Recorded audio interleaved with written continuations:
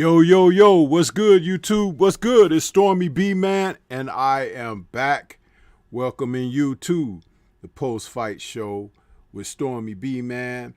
And we are coming in to talk this evening about a host of fights that took place this evening and this earlier afternoon. It's been a great day of boxing, but not necessarily a bunch of great performances. But then again, there were some great performances. So we're going to get down to it and talk about it. Let everybody get a chance to come on in. We got my man Boxing Conversations with Reggie Owens, my co-host, who's here, and he's going to help me talk about it with you all, as I believe the AB fight just wrapped up. So, you know, as we go ahead and it's like, oh my goodness, man. Where do we begin? Reggie, you there yet? Yeah, I'm right here, OG. Okay, yeah, man. So we're going to get down into it, man. But stop the presses for a moment and let's just pay homage to boxing in a proper manner, because this evening, Reggie, on ESPN, there was a fight that delivered the goods like boxing fans want to see. And I am telling you that for those of so many that were totally just invested in the fight that just wrapped up, that you just finished up, this is why I was speaking like I was speaking last night on the Chop session about Adrian Broner. And this is also why I was speaking like I was speaking about his fight, my lack of interest in it, and on Blue Blood Sports TV's Friday afternoon show. This fight between Miguel Berchelt and Valdez, man, Oscar Valdez, this is the type of fight that boxing fans want to see. They want to see ebb and flow. They want to see the changing and turning of the tide. They want to see a mix and mosh of the styles, you know, and this fight totally delivered with an exhilarating knockout, probably the knockout of the past, since the Tank Davis knockout of Leo Santa Cruz. That's how big and great this fight ended on. And I know people want to hear what we have to say about the AB fight and the AB card, but I just want to pay homage to this first, because this is what I tune in to boxing for. This is what I like to see: performances. I like to see people show heart, determination, guts. You know, I like to see them show technique. I like to see them show class, you know, all of the above. And this fight delivered on that 1,000%. I know you saw the knockout, but I did watch the fight pretty much in its entirety. I only missed the first round. Give me your idea and scope of what that fight was to you. That Berchelt fight, man, what a performance to go out there and get it. And I have to learn to stop judging people based on their past performances, because I've counted Oscar Valdez based on how he looked against the Adams Lopez fight. But going in here, this is a different ball game, different set of circumstances, and you kind of rewrite everything. Everything's not the same fight. And he went in here with Reynoso as a coach. They tuned up many things that may have been faults of his going into that Adam Lopez fight, and he cleaned up a lot. And he boxed well against Berchelt, man, catching Berchelt with some pretty vicious shots and hurting him very bad in that fourth round. He hurt him severely, and I thought it could have been over in that fourth round with how bad Berchelt was hurt. Berchelt was buzzed multiple times, jumping up on his feet as he couldn't feel the ground. Hit with an uppercut in between, almost going down. His legs just strong enough to keep him up, but then he ended up getting caught to where the ref counted the knockdown right towards a few seconds before the end of that round, and he's just all over the place. Like when they do that protocol, make him step left, step right, he couldn't do none of that stuff. And the fight could have been stopped, but I guess that whack ref gave him the benefit of it being such short time on the round. And then going back in there, he looked to kind of recover 2 rounds. It looked like the fight started to kind of change its path as Valdez started moving around. Don't know if he got tired, but he was doing a lot of running, and Berchelt was up on him. But then he began to fire back off his shots, and he turned it back around. He was just catching Berchelt with some clean shots. And a lot of people were saying that Berchelt has pretty bad defense. And I think ESPN even put up on the little header up there was that he was like number 8 worst defense in boxing. I don't know if it was in the division or if it was in boxing. But he was just getting hit clean with too many of these shots. And Valdez was determined to become a champion. He was determined to lay it all on the line here in this fight, and he was just rocking the heck out of this champion, and ultimately put off one of the worst knockouts in a long time. This is a pretty bad knockout. Just to watch the way he fell, the ref, he's lucky that ref stood in the way to grab him as he started to fall to the canvas and kind of in stages and stuff. But what a victory! That was an amazing fight, and they went in there and banged it out. That's how championship fighting should look.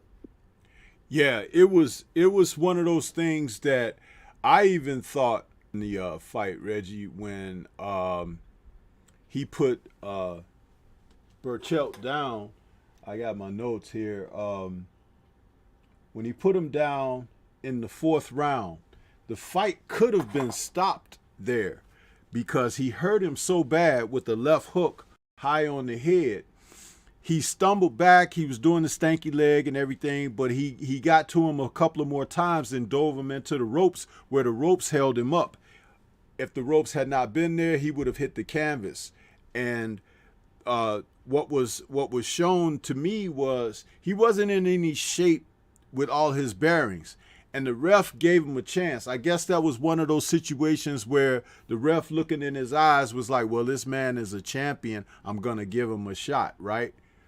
Well, he was able to survive that round miraculously, but he never really recovered from that.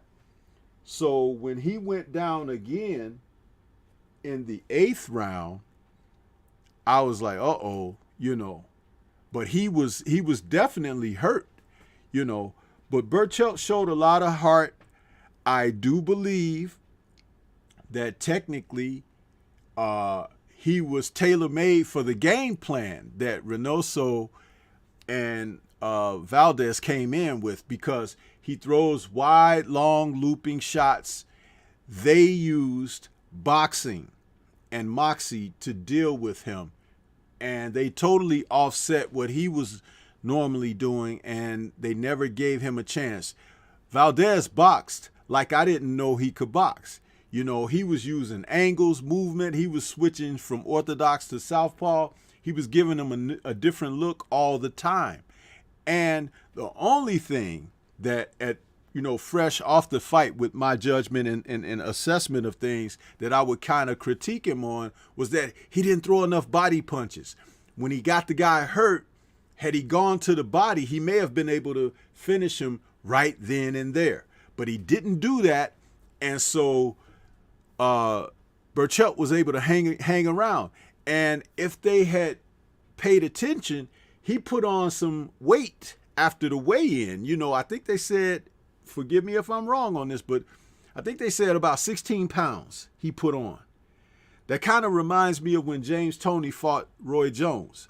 So that meant, like, as the fight went longer, he might have felt a little sluggish or whatever. So some body work by Valdez would have really assisted in him getting him out of there a little bit quicker. But I am not condemning his performance. I am not trying to, be nitpicky about it. He did a wonderful job, and the sportsmanship that he showed, Reggie, after knocking the guy out. He went over after he was, shown to be recovering and everything. And I dare not say totally recovered, because they did take him to the hospital. But he went over, he consoled him, he gave him a hug, he thanked him for the opportunity. He showed true sportsmanship and dignity, and I love that in a fight where he could have just been berating around, pounding his chest like, hey, I'm number one, I'm the baddest guy, blah, blah, blah, like some others have done consistently. But no, he showed class, and I love that. And I would like to see him go forward and be successful with, as long as he can keep his head on straight, perform like he did, and keep that same type of sportsmanship and competitive spirit within himself. What were your thoughts on that? I mean, Valdez is a respectable fighter. He doesn't come off as being one of these arrogant, showboaty fighters. He's well mannered, and I think that's something. Even being under Reynoso's guidance and leadership just adds more into it. Where they don't play that. They don't gloat over defeating someone, knocking them out. That poor sportsmanship type stuff. It doesn't come from those dudes. So I wasn't surprised by it. The other thing that bugs me is what the other guy's corner is, what his corner didn't do. And a lot of people, trying to hold on to these titles when they know that, I don't know what these dudes value some of the wrong things. Like, your fighters in here really getting punched too much. I kept hearing Andre Ward say it, like, man, stop this fight. This dude's taking way too many punches to the head. He's getting rocked constantly, and they're just sitting in there allowing it to happen, not stopping it. At some point, you have to weigh out the balance of what's greater. Are these titles. Like, it was going to end in one way. It was just going to be this fighter's going to get knocked out. It was getting caught way too many times. And it was just like, he didn't have the moments in here. It was like Valdez can just catch him, throw one punch. And I thought Valdez was getting a little too happy with throwing those left hands, but they kept landing. And I think that corner should have considered it a little bit earlier, stopping that fight, and then to watch him get hit. And once again, I hate the way that American medical staff responds to damn fighters getting knocked out. Just like in Josh Kelly's fight today, he wasn't even really knocked out that bad. I don't know. The towel was thrown and they stopped it. Reggie. Don't jump ahead. Yeah, go ahead. But no. I just want to talk about the medical side of things. Yeah. How they immediately put oxygen on those folks out there. This dude laying down there looking dead, and ain't nothing but the doctors rubbing his neck and talking to him. They trash out here. But that's my thoughts on it. Yeah. Want to say salute to everybody out there in the chat. We jump right on into getting into this because we don't intend to hold everybody very long, but we will cover these fights for this evening. And salute to Kurt Sugar, who has joined us to give a little bit of his take on the action that we witnessed today. Kurt, we're leading off with this tremendous performance by Oscar Valdez in his victory over Miguel Berchelt. What are your thoughts? How did you see the fight going in? How did you see the fight as it played out? And your thoughts about the outcome? Well, before the fight this week, I picked Miguel Berchelt to knock out Valdez. I said Valdez would bang. He will box early, bang, get caught in exchange and get knocked out. I was totally wrong. I wasn't surprised by the fight. I was surprised how Valdez fought. He fought with great discipline. He fought smart. He fought very scientific. It wasn't ESPN was hyping the Mexico versus Mexican all-out war, Hagler Hearns Mexican style. It wasn't like that. One guy came to fight warrior Mexican style. The other one came to box, and you have to give the credit to Eddie Reynoso, who's really impressing me as a trainer. Valdez was throwing left hook after left hook because that's the punch that Berchelt gets hit with early in his career. He was knocked out by a left hook, and they saw the tape. And he was telegraphing it, but Berchelt is a crude fighter that nobody talks about. He's very crude. He's not that polished. He's a strong fighter who has heavy hands, but I always say boxing is scientific. It's the sweet science of pugilism. And tonight you saw a fighter versus a boxer. And if you go out through boxing history, more times than enough, the boxer will win, especially if he fights smart. Nobody knew that Valdez could box like that. I didn't. I seen Valdez fight many times. Seen him fight with a broken jaw, when he fought Quigg. It was a tremendous performance. They put together a game plan. The game plan was executed to perfection. And Berchelt never recovered from that first left hook. He was fighting on pure instincts. The fight could have been stopped, but somebody didn't want that fight stopped because it was hyped up all week. ESPN, they did a good job promoting this fight. But Reynoso really impressed me as a trainer.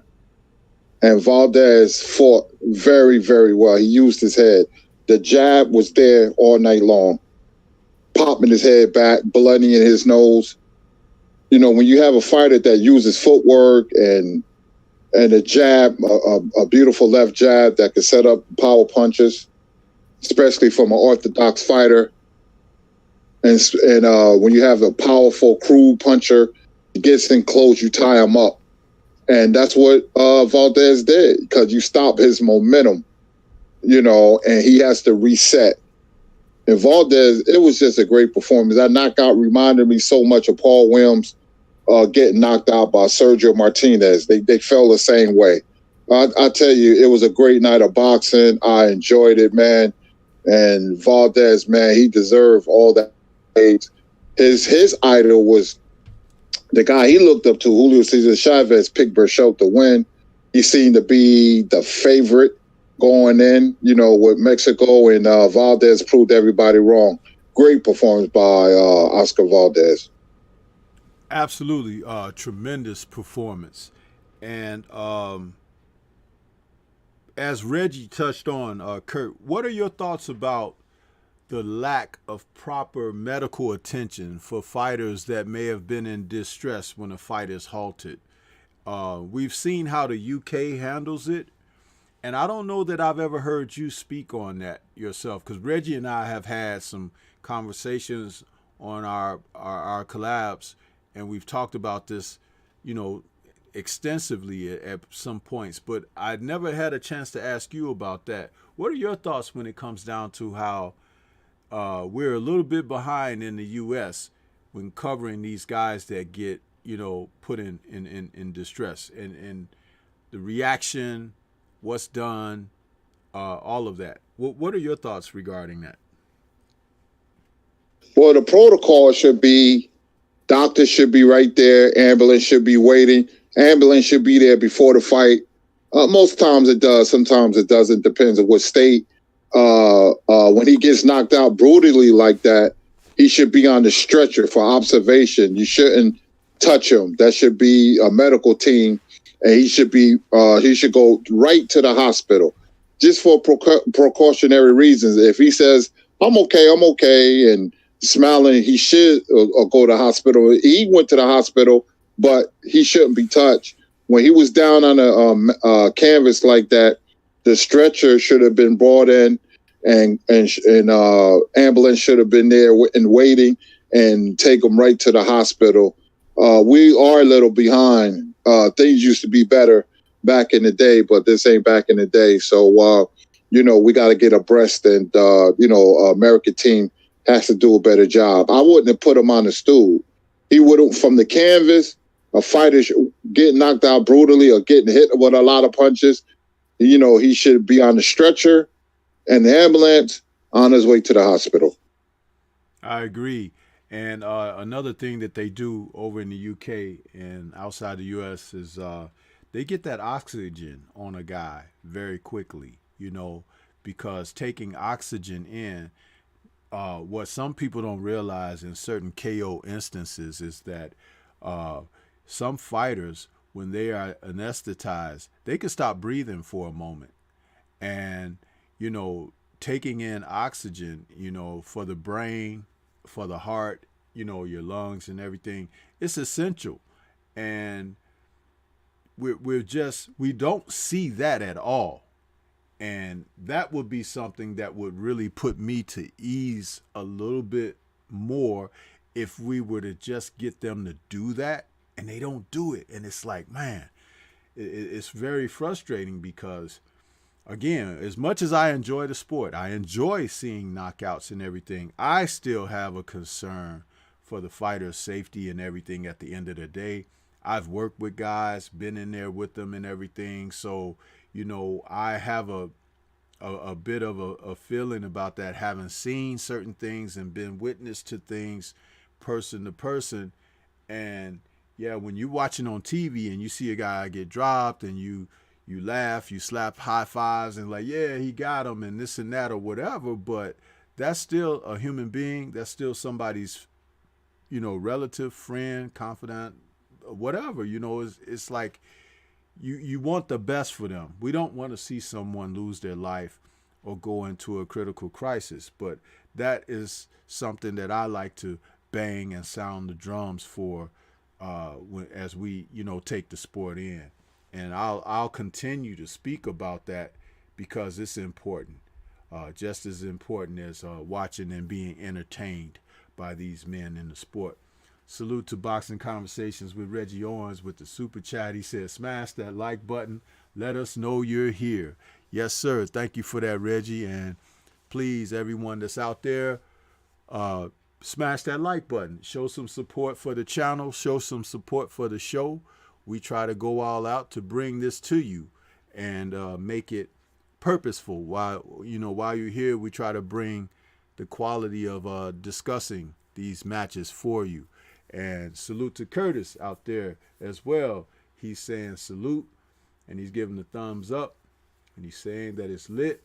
Blue Blood Sports TV is out there. He says the referee should have stopped it before that happened. Salute to you, Blue Blood. Good to see you out there.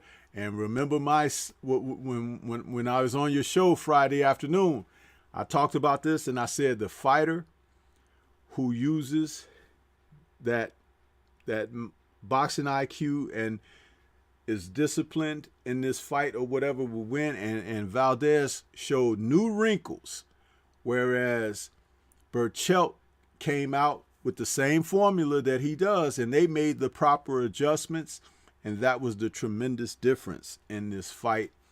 And again, a highlight reel knockout. We hope that Berchelt will be okay. And it's on and upwards for Valdez, man. You have to take your hat off to the guy. He gave a tremendous performance. One of the rounds, he was running a little bit too much. It was like, okay, don't get into that now. But he went back to setting down on punches and giving angles and catching Berchelt coming in, and ultimately turned the lights out on the guy. What a tremendous performance by him tonight. So I just wanted to kind of open up and let us talk about that, because that was worth talking about. I mean, it's just like, you had to go straight for the jugular with that performance, and what a performance it was. So as we, go ahead and we could get right on back into the Showtime card, where we saw Adrian Broner against Santiago in the main event, where I know Reggie was calling this one. I came in a little late for it because I was completing that whole process of the ESPN card with Berchelt and Valdez. I could not be torn from that. Reggie, tell us about how this fight with Broner started out, what your observations were from it early, its inception, and how you found it, and your overall thoughts about the end result. I think AB is trash. He ain't who he's trying to say he is coming back into this fight. All you AB lovers and fans, forget what you're talking about and about the hate on him. This is true assessments. Y'all need to wake the heck up to the reality of what AB ain't going to do and what he's not disciplined about. And listen to him in this dang post fight, because I'm wondering why he's sitting in that, I think it was 11th or 10th round, he's sitting up there talking to someone outside the ring. And what this idiot was sitting there doing was cussing out Steve Farhood, because he finds out Steve Farhood had him behind in the fight. Now it shows you what kind of idiot he is to begin with. Then following the fight, he says, F Steve Farhood. So he just shows he's not maturing at all. He's still the same AB. Some people think it's funny. I don't think it's funny. I think the fool's a big time dummy. That's all I think about AB. Now going into this fight, I'm thinking we're gonna get some action out of AB. Looking into the opponent that he's brought in here with, thinking that's gonna be kind of a showcase work outing for AB to go in here, display the new side of him. Maybe we're gonna get something we never seen from him. And from the onset, it turned out to be kind of a filler out. It was a filler out between both fighters, but I edged it to the dude Santiago in the first round, being AB connected 2 punches, Santiago connected 5. That's the only reason I gave to Santiago, is they fell him out. So I'm like, maybe we're gonna get something from the second round. Going to second round, maybe about 5 or 6 punches landed by Santiago, probably 1 from AB. Then Santiago begins to pick it up. And I think it was, I should have wrote that down, because at the end of one of these rounds, I think it may have been the third, where Santiago started coming forward on AB, but at the close of the round, I don't know if AB did something. He swung around the ref and caught AB. Right then I was like, this dude ain't got no respect for AB. He's going to start bringing this fight. And from that next round, he just came at AB. He'll meet AB over in his corner. They wouldn't even meet in the center ring. This dude will be more over in AB's corner for AB get out. He'll go over there, tag AB to the body, start jabbing him. All AB looked for was counter punches. The one jab, try to counter over the top. Hopefully the guy leans in to try to swing on something. It just wasn't enough. It was once again AB keeping his hands in his pocket. About holding my hands in his pocket is what AB really is. It just wasn't a good performance at all. But towards the kind of middle parts of the fight, I only gave AB 2 rounds in this fight, to be honest. Rounds 7, 8 could have went his way, but I gave him 7 and 9. And that's when AB started kind of landing more of his counter punches, being Santiago winging a little bit wild, falling in forward, AB catching him. But that's all AB was doing. You wouldn't see too many combinations from AB. Not too many double-up punches, just mainly single punches off the counter from AB. And I heard the coach over there telling AB, that left hook is there on the counter all day. That left hook is there all day. Like, what the heck are you talking about, man? And that's kind of what AB sat back and wanted. AB wouldn't press forward. He never once did I see AB stepping forward on the guy. It was a whack performance. And then to watch them give him a decision like that, it's trash. And I don't know where AB's going to go. AB's not going to be able to make it to 140, so he's going to have to compete at 147. That's the reason why they changed the weight class at the last minute. He didn't look right at 147. He's put that much abuse on his body that his body can't perform at that high level if somebody's pressing him. He may look in shape, may have the 6-pack putting in the work, but his body's not responding for it. He's put that much damage on his 31-year-old body that his body isn't willing to kind of go the extra effort of pressing any harder.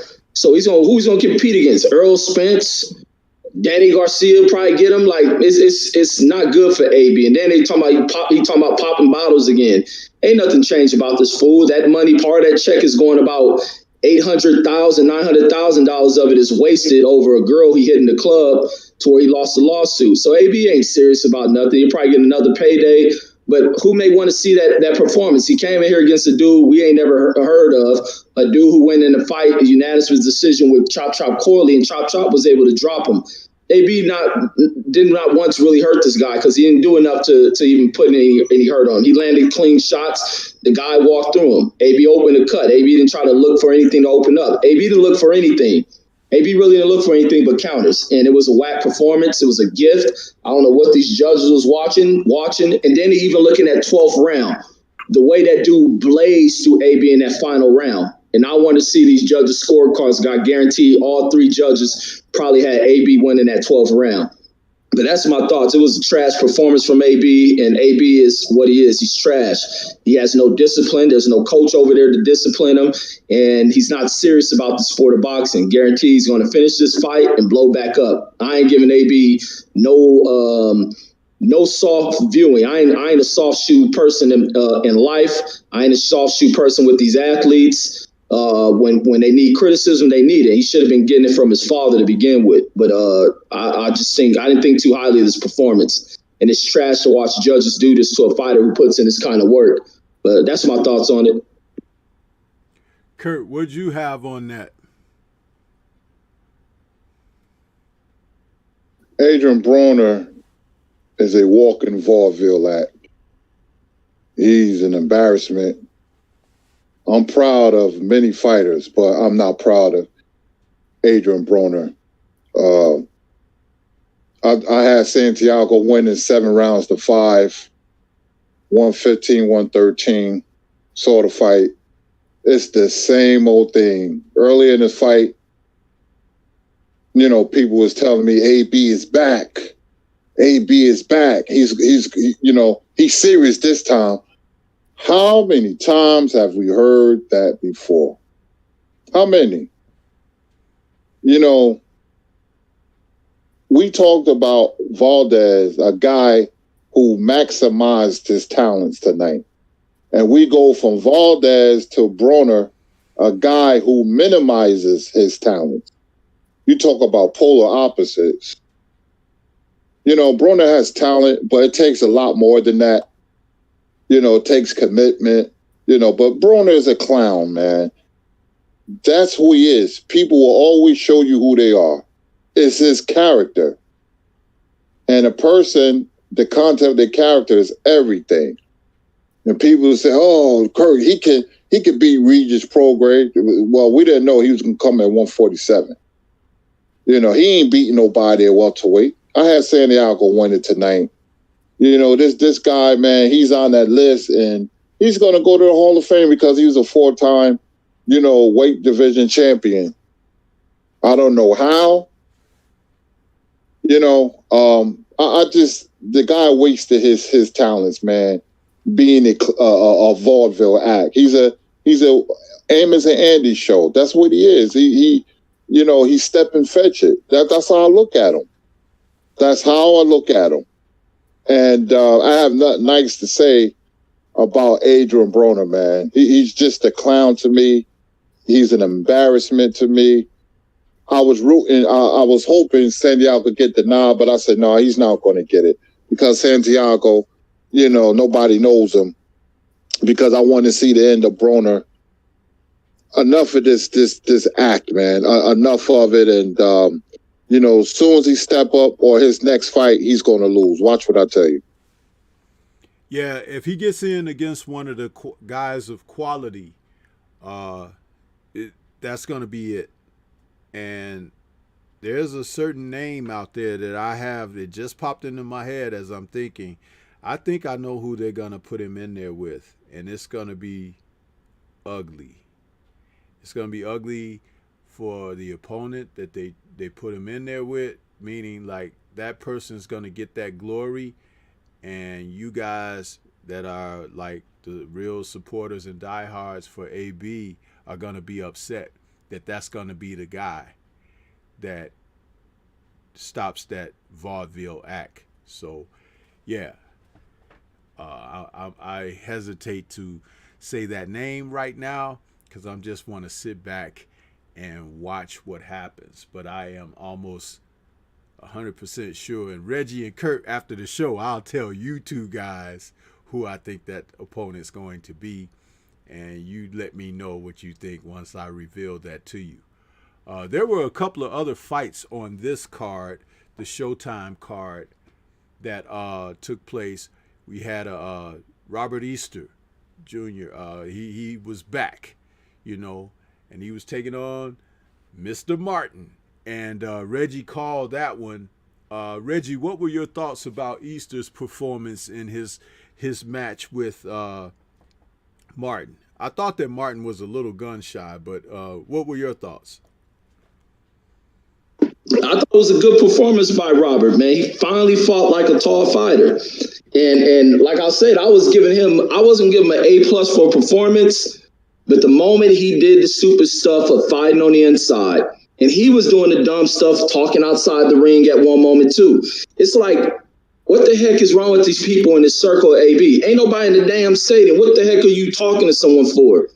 Focusing on the guy. And this dude was looking to try to land a big punch on Robert.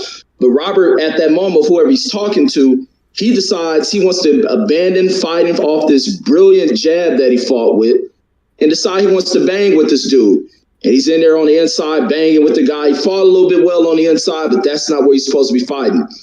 And I think he got caught with a punch too, as well on that during that inside fighting, and it opened that dude to start coming after Robert Easter. I think he may have buzzed Robert at one point, but Robert did a good job clinching up and all this other stuff. Then in another moment, Robert goes in there and starts fighting on the inside, bang with this dude, and a cut opens up over the brow of that eye. It immediately turned him back to going to boxing. So outside of that, I would have gave him an A+, but I had to take the plus away and give him just a regular A.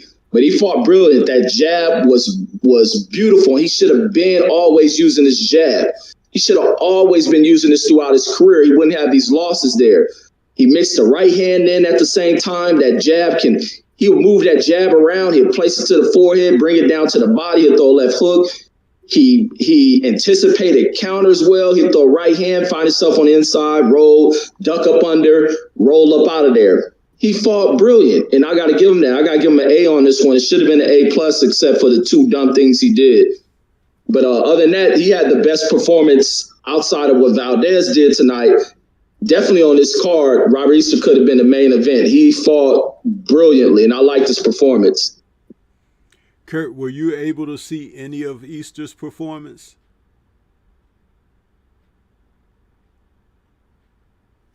Yes, I caught the whole fight. I'm not impressed by Robert Easter. I'm really not. Ryan Martin helped him. He fought a dumb fight, gunshot.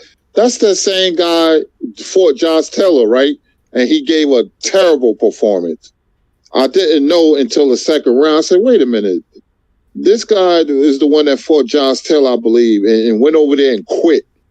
You know, I hate when I look at a fight right away and you can see a fighter give up before the fight even shapes up. You look at the fighter in between rounds and you know he's going to lose. He fought with no purpose, with no renewed vigor, nothing like that. His trainer was getting on him.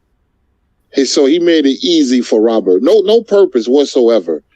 Just fighting aimlessly, you know, just going through the motions. And, you know, Robert Easter won, but I don't know, man. I'm not impressed with Robert Easter. I've seen enough of him. I thought he lost a couple of fights in his career early on. I thought Fortuna beat him. He did use his jab effectively because that big dummy Ryan Martin didn't come to win. And I picked Martin to beat him in an upset. But if I would have remembered that Josh Taylor effort, I wouldn't have picked Martin. But it is what it is. But I don't know. You know, it just seemed like Broner and Rashid Warren and Robert Easter, man, you know, birds of a feather flock together, you know. So I wasn't impressed with Easter because when he steps up, he's going to lose too. And you could put the bank on that. I'm just not impressed with Broner and Easter, man. You know, I was looking at them and I was like, nah, they don't do it for me. You know, I just, you know, you can hear it in my tone. Nah, that's all right. I'll pass with Easter and Broner. Not impressed at all. Very disappointed. Yeah. My thoughts about Easter is he's only a notch above Martin, whom he defeated this evening. What I noticed about him is something that Reggie kind of touched on, you know, like when he was talking to someone outside the ring and things like that. His focus is totally off. He ended up getting caught with some pretty darn good punches by Martin in one of those rounds where he was distracted and started laying on the inside and suffered a cut over his eye unnecessarily and everything. And to me, it's guys like that who don't take the sport seriously. They have talent to compete in the sport and talent to even, be in there at the upper levels of the sport. But they don't have what it requires to cross the finish line because of these setbacks and these distractions and detractions from being a professional fighter. We've seen Easter lose before. We've seen him fight fights that were not in his best interest style-wise when he could have used his physical attributes and talents in a manner of which he could have been in a better position. And he elects to do some things and he goes off-road. Fighters like that, be very careful when you are putting your thoughts behind them in high-profile matches. Because a lot of the times you have to understand the psychology of a boxer and fighter. A lot of times it takes good trainers and people behind them and in there working in them with the gym and whatnot to ride them, to pull the most that they can pull out of the guys. But most times, those who are really not confident or whatever, they do these other things because if it so happens that they fail or whatever, they want to have a built-in excuse. In other words, it's like they want somebody to feel sorry for them or whatever when they know that they didn't give their full-hearted effort. And he's one of those guys, but it just so happened that he was just that little bit better than Martin. And Martin wouldn't do what he could have done just to make the fight closer. I had written in Reggie's chat when he was calling the fight, I said all he got to do is jab with Easter, because Easter doesn't take his head off center line. He jabs and he drops his hands at the same time. And if you start to jab with him, you'll take his confidence away from him just like that, because it's like he's getting hit, and he'll stop. He'll stop doing what he was doing. He only did it because it was working. He didn't do it because this is tactical, this is my strategy, this is how I'm going to break you down, because that's not the type of fighter he is. You see, he had this performance that he had tonight, but watch his next match. Watch how he performs. You'll see exactly what I'm talking about. It'll come out, because leopards don't change their spots. He'll be who he is, okay? And all it will require, you take a guy like Santiago in there with AB tonight. He fought. He deserved that victory. He deserved that decision, and they didn't give it to him. It was a lot like when I said that Rosado was fighting Danny Jacobs, and he did enough that I felt like he should have got the decision, but they give it to Danny Jacobs. When boxing gets it wrong like that, for the men who work hard and put in those efforts and try to raise their levels and things like that, it's a slap to the face. When you reward these guys who didn't earn, it's a disgrace for the sport, first of all, and it also keeps the viewers, the people, off kilter as far as being smart when it comes to what they're watching. Someone will take AB getting that decision tonight, and I kind of heard what was being said on Reggie's channel at the end of your broadcast on Calling the Fight. There are people who will take that and try to polish it up and make it look like something that it's really not. He sucked tonight. He really did. And if I were a staunch supporter of I would have been angry with his performance. But I learned a while back not to even be invested in the guy, because he does not produce. He hasn't produced for a long time. And sometimes you just have to say, when a person doesn't do it over a long period of time, it's not in them. It just isn't. If you like the guy, you like him. But don't run around trying to tell us how good he is when we can see how bad he really is. That's what I have to say about that. But let's move on to the heavyweight fight that took place on that card. We had Dominique Breazeale coming back in his first fight since being knocked out by Deontay Wilder. Seems like it was, 2 years ago now? 2.5 years ago? In the first round. What and here he is taking on Otto Wallin, the vaunted Otto Wallin, who nearly upset Tyson Fury and had him bleeding like a stuck pig from the eye. And since dropping that decision to Fury, he had one victory coming back into this fight. What are you guys' assessment of that fight, Breazeale's performance, Wallin's performance, and what's next on the table? Kurt, I'll come right back to you for that.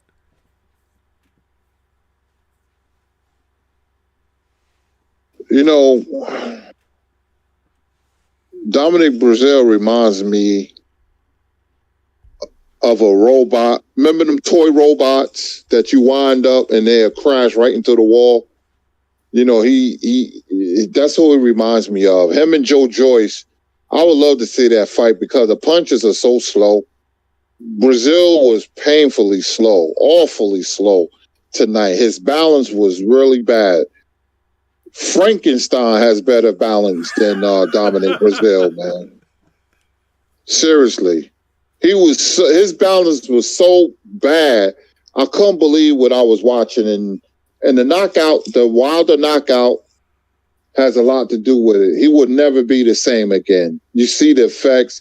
He wasn't in shape, blubber everywhere. Wallin is a underrated fighter. He's a good boxer. He showed a lot of speed, but it's Breazeale, man. Breazeale looked like a mummy tonight, and I was like, he has to contemplate retirement, man, because he can't get out the way of the punches. And he was gunshot. Every time. Exactly. That right hand was so slow. And I was like, he's not the same. It's psychological. And they kept saying that, and I agree with him. I was like, he can't detect, he can't see the punches coming. He can't get out the way. He has a sturdy chin, but Wallin has a little pop, not too much. If he was in with a heavy puncher, he definitely would have been knocked out. He was lumped up. His eye was shut. His other eye was closing. Every time he got hit, he was wincing. I caught that. You can't do nothing with a guy like that. You can't do nothing. It's slow as molasses. He might have to think about it. He got 3 kids. He got a family. You just can't keep getting hit like that. And I just thought that the Deontay Wilder knockout took everything out of him, man. And Wallin, he's not bad. He gave Fury a good goal, and he looked pretty good tonight. Very fluid, good speed, man. So I said Wallin is not a bad fighter. He's not. But Dominic Breazeale should thinking about hanging him up. Yes, sir. Yes, sir. How about you, Reggie? Man, Wallin came out early, man, doing good work. And like you said, Breazeale is definitely a shot fighter, man. He is lower than what you call a shell of himself. He is whatever is below that. That's what Breazeale is. No trainer out here is going to change anything with him. He's making these coach changes. I don't think Abel did anything to help Breazeale win anything. I don't know what type of plan he was talking about. There's nothing Breazeale did that will work. And Breazeale just has to come with accepting the fact that his career is over, man. That one punch from Wilder has really set him way, way back. And it's about time to really give it up for he really ends up with something permanent that's going to be done to him. And there's no telling what the effects of that Wilder punch may do to him as he begins to age as well. As time goes on, he needs to understand that he cannot be taking too many of these solid punches to the head from these other heavyweights, because he's going to have to really deal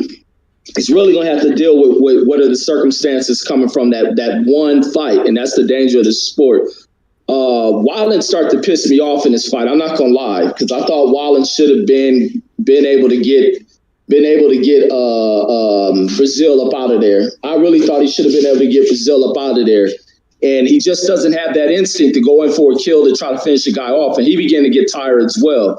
Breazeale was able to come forward after him after being faded, having nothing really left up in the system, but he gave it his all. He just pressed on with whatever fumes he had left in the tank, and he started to try to bring a fight to Wallin, and Wallin began to fade. If Wallin's going to be serious about this thing, he's going to have to change a little bit of his instinct. He has to become more of a guy that looks to close, because once he swelled up that eye on Breazeale, he should have went for the attack. He rocked Breazeale at one point where Breazeale looked to buckle and catch a seat on the ropes, and they'd be able to spring up and come forward to hold him. But Wallin just has no instincts of trying to finish things off, and that's the thing that started to really get me upset with watching this fight, is that he could have did more. Breazeale looked like he was out of it. Breazeale, even in that third round or so, because Breazeale was missing punches, Wallin dancing up under him, shifting around, catching with shots, shooting over the top of his jab. His punches were slow. His responses were slow. And he looked defeated when he was standing up in that corner in between rounds. He really looked defeated. He's realizing probably like, damn, I'm telling my body to do this, and it's just not responding. He's just like, it just ain't working for him, man. That one fight really, really altered everything with this dude. And to move forward, a commission that approves this guy of a life, he probably passed one of these physicals, but his family really needs to talk to him. And these coaches really need to be honest and avoid trying to take a payday before it be the last check he ever receives. And it set his family way back. But that's my thoughts on it. Man, as I watched this fight, I was impressed with Otto Wallin's boxing ability. He was doing some things early on to Breazeale that spoke about his boxing ability, and if he wasn't a decent boxer, he would not have gotten away with that. And it was like some subtle movements, punches off of certain angles, turning. As Reggie began to speak during his live call of the fight, when Wallin started going toward the ropes, that's when he was, making me a little disappointed in his performance as well, because he needed to keep the fight in the center of the ring for a guy who had no balance and a guy who wasn't responding and reacting to punches very well, and a guy who in close, when they would get in clinches and everything, would drop to his knees, find a way or a reason to drop to his knees on multiple occasions. All of that signifies that someone who really wasn't on solid ground or wasn't certain of themselves. And Wallin doesn't have a second gear, and he doesn't have a mean streak. Because had he displayed something like that, I think Breazeale would have caved in. I thought that I saw something in Breazeale that was very hesitant, and he may have been looking for a way out, but Otto Wallin wouldn't cooperate with him. So he had to go back and look at Abel Sanchez after every round, whom he really was like very frustrated with, because he realized he doesn't have it. But this man is in his face talking and telling him certain things. And did you notice, fellas, that he was standing up during the first 6 rounds or so, in between the rounds in his corner, which was really odd. But anyway, he was getting hit with shots very clean. Like Kurt said, he couldn't see the punches. He wasn't reacting to him very well. He looked very gun shy, like he only punched in a few instances out of anger. Like, I got to hit this guy with something, but there was nothing tactical. He had no game plan. He had no confidence. And Wallin got tired. It may have been the event. Maybe he thought that Breazeale may have presented, because, Breazeale had been in there with AJ and he had been in there with Wilder. Maybe he thought he presented a greater picture of an opposition than he really was. But he never tried to knock Breazeale out. And when I say that, not meaning going in with reckless abandon, but recognizing, man, I landed 2 or 3 good shots on him just then. Let me try 2 or 3 more. Let me follow up. He didn't do that. He was only satisfied with scoring solid shots and then moving around and looking for it to set up so he could repeat the cycle. Against a top-notch heavyweight, he's going to get burned himself, Wallin. But in this instance with Breazeale, he didn't look well. I was saying after like 5 rounds, I was saying Abel Sanchez needs to pack it in for this guy, because he's not going to quit like I quit. But if he had gotten hit with a series of shots by Wallin, he would have found a way to go down and would have laid out. But he couldn't do it because Wallin wouldn't participate in that. I've seen guys look for ways out before. I mean, I've watched Mike Tyson. I've watched Andrew Galata. I've watched so many fighters in fights that display this little characteristic flaw. And when it happens, it's like, oh boy, here we go. You understand? But it takes the guy who's inflicting or who's opposing to do something to take that out and to pull that out of them. They're not just going to give it up willingly, because they do have that pride of, I'm a professional fighter and you're not supposed to quit, right?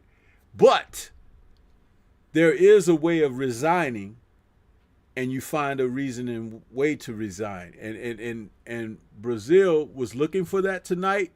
Abel Sanchez failed him in that tonight. And I think he changed trainers because, he was trying to do something to kickstart or whatever, but he was totally outclassed in a manner of which it's like it wasn't even presented. It's like everything that he came with, it was nothing. He looked like a spent cartridge. That's what he looked like. And I didn't like seeing him get beat up like that, because though he has said some things and given us sound bites that make him not necessarily a popular dude or whatever, you don't want to see someone just get beaten up in there, and then there's no towel being thrown in, there's no waving it off in between rounds. Abel could have said, hey, look here, man, next round, if you're not looking good, he's like, when you come back to the corner, I'm going to tell them you threw your shoulder out. Sonny Liston against Cassius Clay, 1964. Okay, you do that, you give your fighter an out, and he can walk out with his head up. But he took a beating tonight, and Abel Sanchez took another beating tonight, because all of the things that he said negatively about fighters of color, black fighters, okay, and the things that he has done to other fighters, Terry Norris, it's like, dude, you are working your way to the fast track of being outside of the sport of boxing. You suck as a trainer.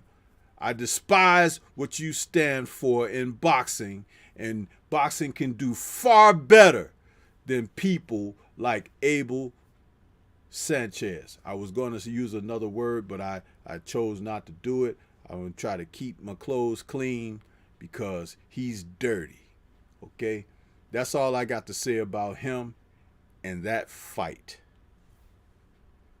If you brothers got anything else to say, about what I had to say, you could chime in. No, that was all that's all I had. Kurt? Yeah, me too. No, I don't got nothing to say. Yeah, okay. Hey, man, let's go to another fight that took place earlier in the day, and that was the fight that took place between Dave Avaneesyan against Josh Kelly, man.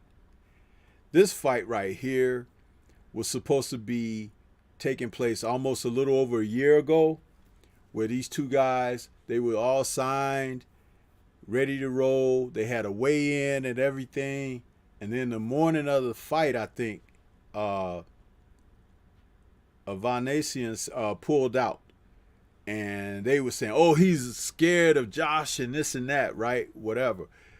And the UK always produces these guys, the Joshes and the Campbells and the Callums and everything. So it's like, here he is, one more in the mix, okay? And he thought that Dave was running from him, okay?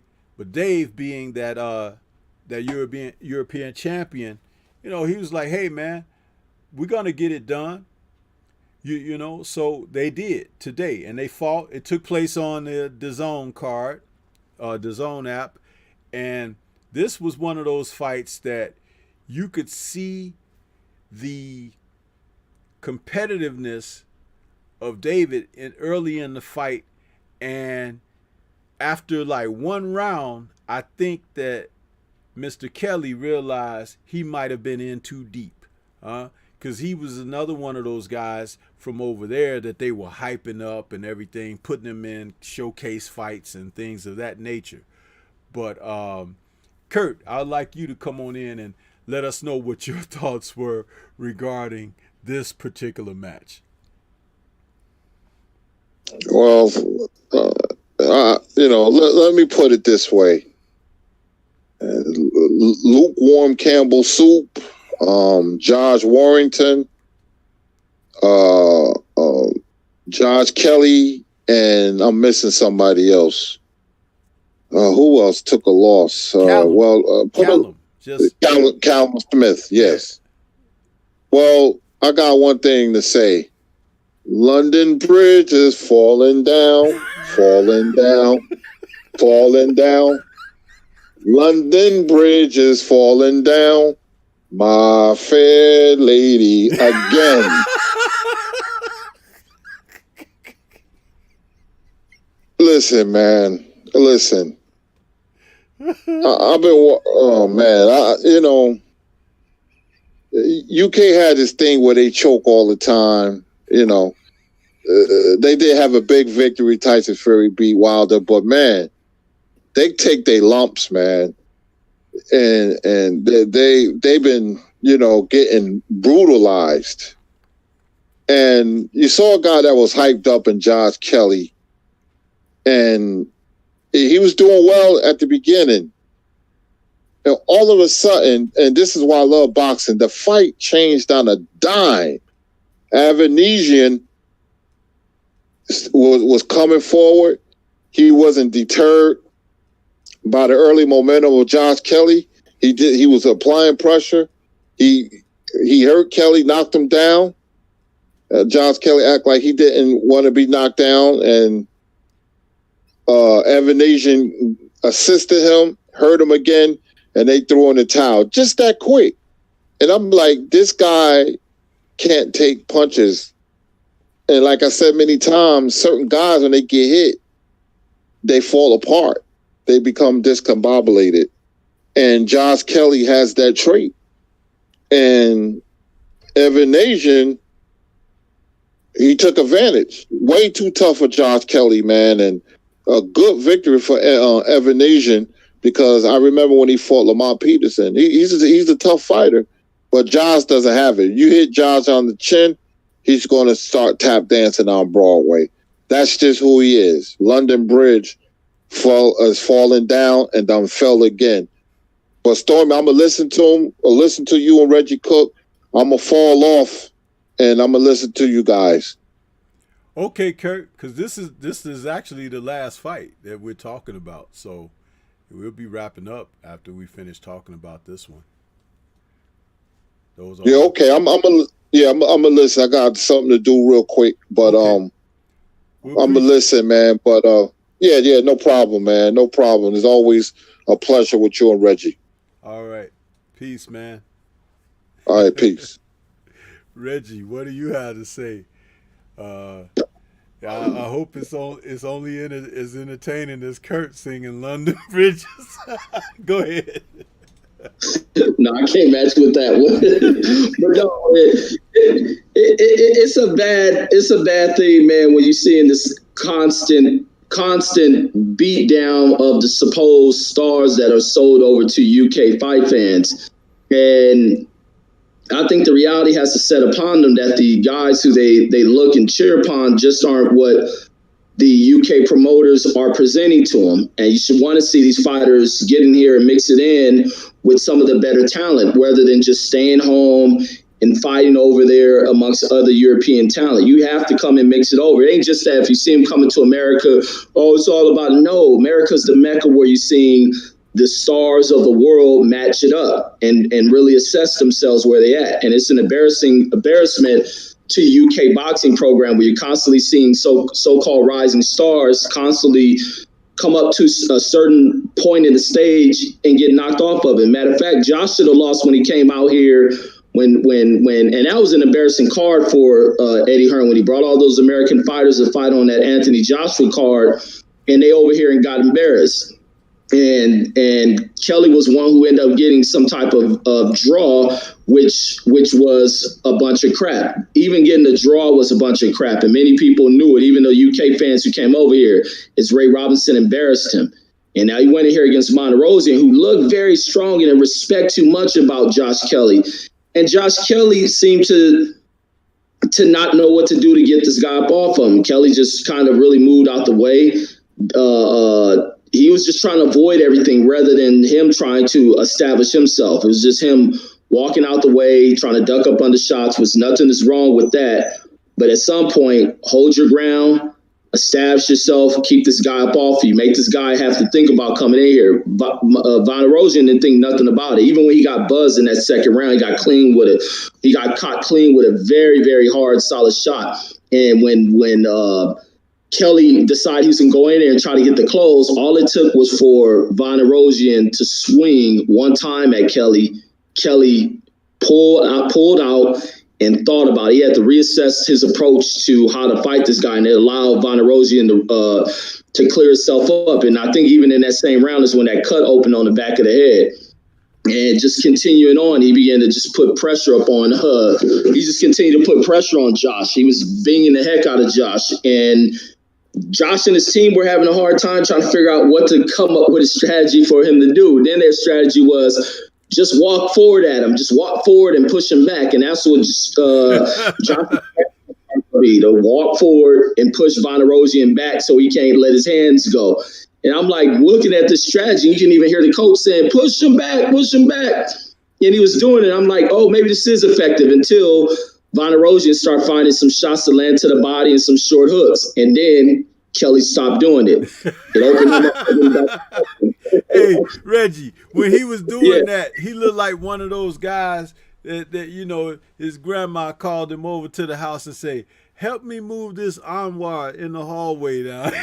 He was pushing the furniture around. It was ridiculous, bro, because that was not a boxing strategy. It looked like he was playing what's that?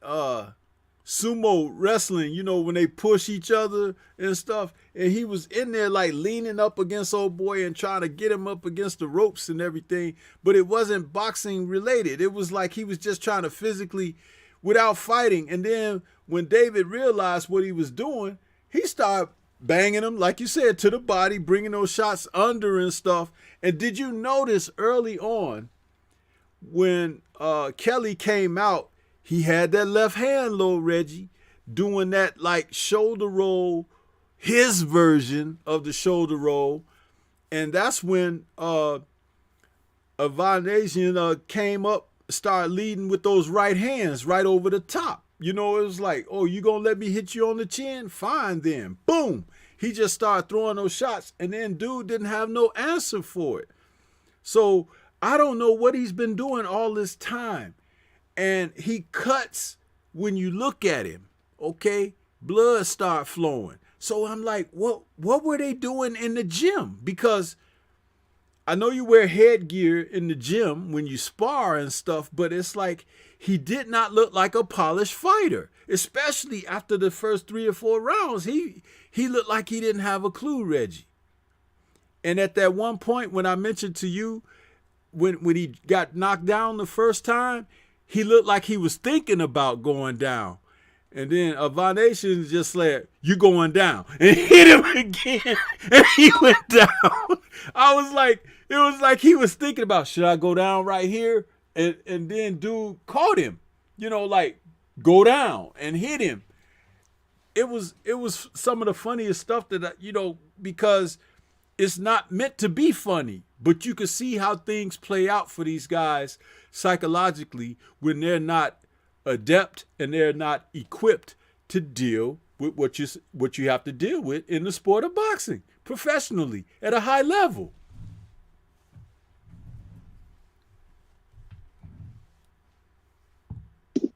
Yeah, absolutely. You still there, OG? Yeah, I'm here. Yeah, I was just making that statement because there was so much of that going on in the fight, you know, and I was like, that's what I had pointed out to you, you know, when I was like, when he got dropped that first time, I'm like, he thought about going down.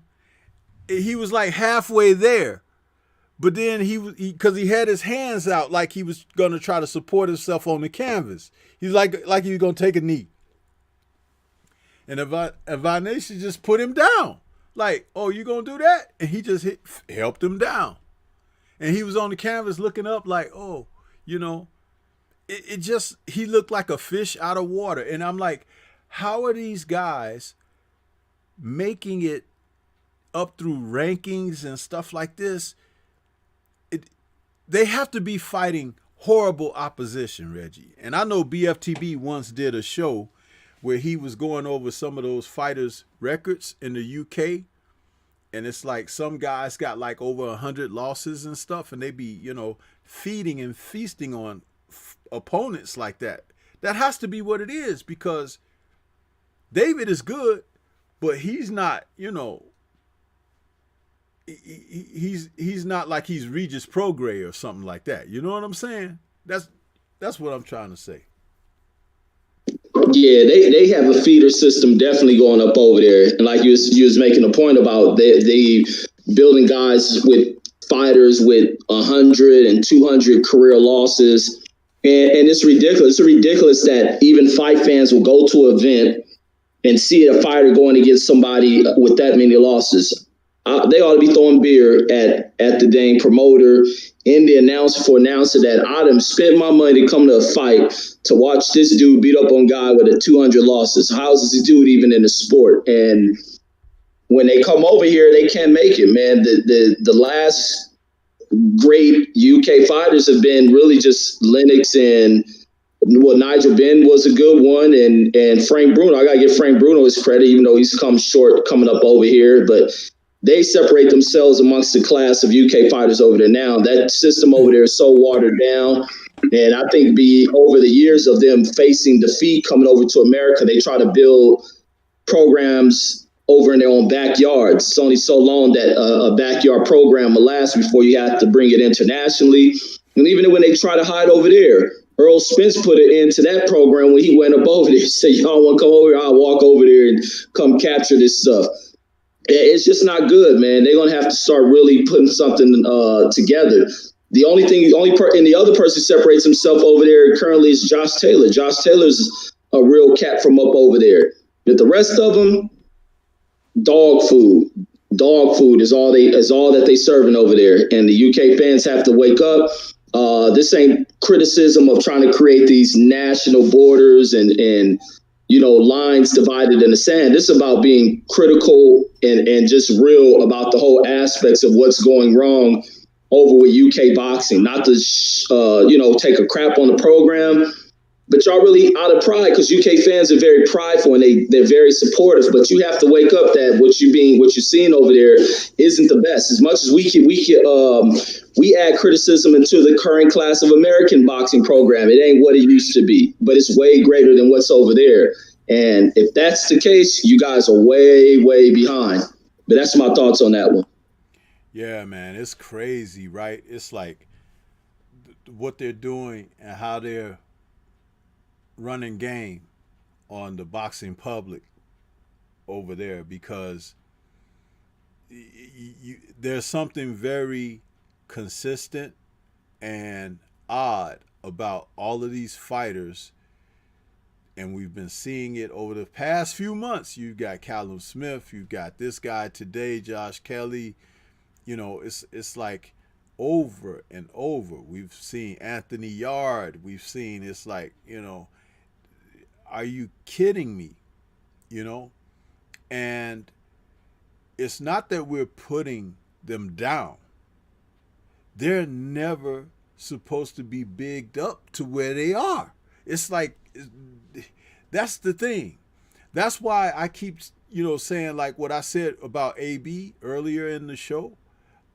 When you look at certain individuals, you could see and recognize that they tell you who they are. They show you things. And that's when you could either continue to support that or ride with that or whatever, or you could look in a different direction if you're looking for substance, if you're looking for quality. But so many people, Reggie, are accustomed to the generic brand. They go to the store and fill their carts up with the generic brand. But there's nothing wrong with utilizing generic brands, but you should always think about what generic is good for you and what, whole or real is good for you. And some people don't know how to make that assessment. It's like, I remember when I was, coming up, and my dad told me about buying a good pair of shoes, leather shoes, real leather, this and that, good heels on them and everything. He's like, son, you got to buy yourself some good shoes. He's like, don't, because those shoes are cheap. Don't go buying that stuff. You're going to end up with, they're going to hurt your feet. The shoe is not going to last long or whatever, and you'll end up spending as much as you would have had you just bought a decent pair. Then you go through those, cheap value shoes or whatever. He told me that at a young age. He was like, and I would notice is like, you have people, they do that, right? They, pay less, huh? And you run out there and you walk into work one day and the heel fall off the shoe. It's like, what happened here? You got a whole 8-hour day to do. You ain't just got off the subway and the heel done fell off your shoe, right? It's crazy, bro.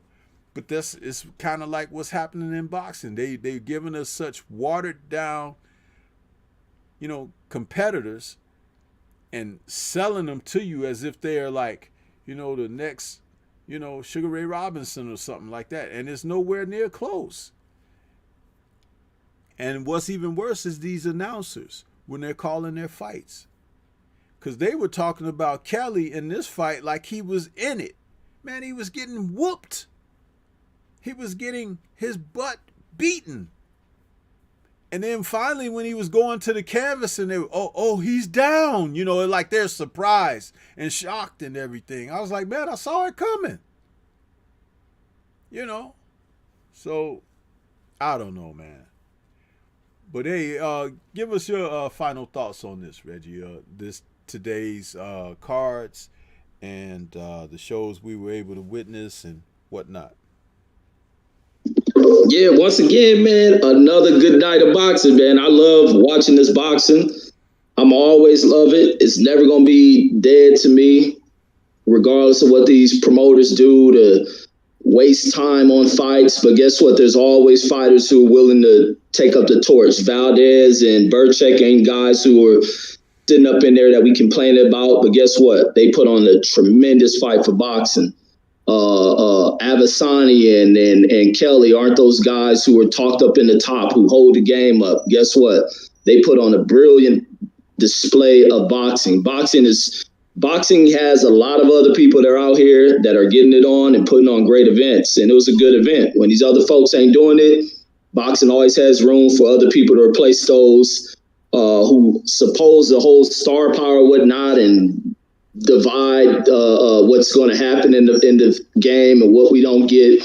Those 2 people don't stop the sport of boxing. 3 people don't. 4, 10, 20 don't stop the sport of boxing. It's always going to be dopeness in this game of boxing. I know it gets frustrating, but too much history in this sport. If you don't like what's going on, go listen to some history on here. Go back in time, watch something, and then you'll see something come up out of it. But another great week. I'm always be addicted. As much as I'll be like, man, I'm going to protest this and that, boxing always pulls me in. I love it. I don't really hate it. But I'm going to keep watching and pay attention to these other people out here because there's so many people competing in this sport from all across the world. It ain't just about American talent. When American talent don't want to give me what I want, I'm going to find somebody in South America, find somebody in Asia, and Europe got to step it up. I ain't going to even mention find somebody in Europe. But no, then again, they put on good fights too. But there's other competition out here in this global sport. But that's all I got, OG. Yeah. It is really weird, but another good day of boxing because we had fights throughout the afternoon and on into the evening, which was okay. I enjoyed that. Once again, the overlapping of the Showtime and ESPN cards. I mean, to have to choose between watching that Berchelt and Valdez fight and AB's card where, you know, it's like both cards, you saw action, you saw, you know, boxing, but to have to miss a really great fight and knockout that you saw with the Valdez victory because they're overlapping these events, that's got to stop. We need to speak more about that. We need to push, if we got to send emails to these stations just to say, hey, man, spread the events out like they do with football. You know, you get football from the early afternoon on into the evening, late into the day. You know, it's like you could do boxing the same way. I mean, if you knew a decent fight card was coming on at 1 o'clock in the afternoon, you know, regardless of where your time zones are, this and that, I'm just using 1 o'clock as an example, and you got fights on until 8 p.m. that night, you know, whatever the, you know, time it starts in your area, you'll be loading up your fridge and everything with goodies for the weekend because you say, oh, my Saturday gonna be lit. I got boxing to watch. You know, it's like I'm ready.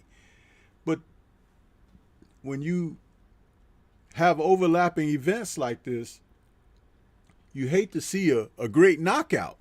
You know what I mean? It's like you hate to miss a great fight because the events overlapped, you know? And you can't always guess, I'd rather watch this one over that one, because you could be very much wrong. You know what I mean? Especially if it's not necessarily the main event. It could be the co-main that ends up being the fight of the night, or undercard prospect or something does something spectacular. It could be anything. So it's like, why do we have to be put in a position where we miss out when it's a sport that we love and we support? So that's my point on that. And, you know, I just wanted to say that. Salute to brother Mark Nash out there in the super chat. He says, 10 people match $2 for good content. Hashtag breaking beats. Yeah, that'll be sweet if we could get 10 people to super chat the $2 to match what Mark's challenge is. That would be great. You know what I mean? But we're not trying to shake nobody down for money. We just trying to, you know, present you with this type of boxing talk that is beneficial. You know what I mean? It's like you get something from what we're talking about. It's just not like talking with our feelings. It's like we talk cerebrally here. And we wish that Dominique Breazeale someone would have provided him with an urban dictionary tonight so he would have known what quit or retire means, because I don't think he understands that at this time. But yeah, salute to DOG 215 out there in the super chat. He says, we need fans back to get to the atmosphere again. Yeah, man, we do. We want to see the sport come up. We want to be able to support the sport at its best. And as long as boxing continues to shoot itself in the foot, you know, the fans are going to be hurt. Because the feet are our shoulders, are standing upon our shoulders, you know? So, but yeah, Reggie, it's been another great show, man. You and Kurt, want to say salute to you, brothers. You brought it this evening. We had some entertainment this evening for boxing. Next weekend, as someone just wrote in the chat, they said it's Canelo weekend. I can't pronounce the name of that person that wrote that. So Kane says next week is Canelo weekend. Yes, it is. And we'll be talking about him. You know, I don't like to talk about him a lot, but he's fighting next weekend, and we'll see what happens with the sparring partner that he's getting in there with. So, but yeah, that's going to be it for tonight. For my man Boxing Conversations with Reggie Owens and our brother Kurt Sugar, who came in to lend his thoughts on today's events. We're going to go ahead and sign off. Let you guys enjoy your weekend, and we'll catch you guys on the next one next weekend. And Reggie, I know you want to go get a hold of that barbecue, so I'll give you a buzz after everything's wrapped up. Yes, sir. Yes, sir. All right. Everybody, great post fight. Y'all keep coming after every fight. Hit that like button. I wish I had some of them ribs. You gotta come down to Vegas. I got you. All right. So salute to everybody out there in the chat. Have a good weekend, rest of the weekend, and we'll catch you guys next week. Peace.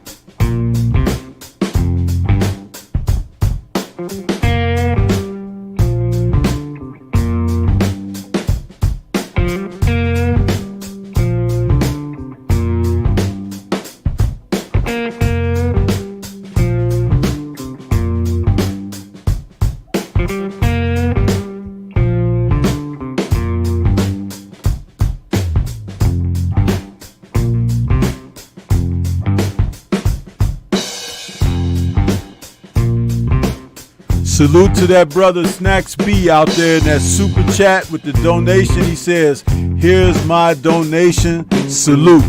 Thank you, Snacks B. Appreciate you, bro. We will catch you guys on the next one. Salute.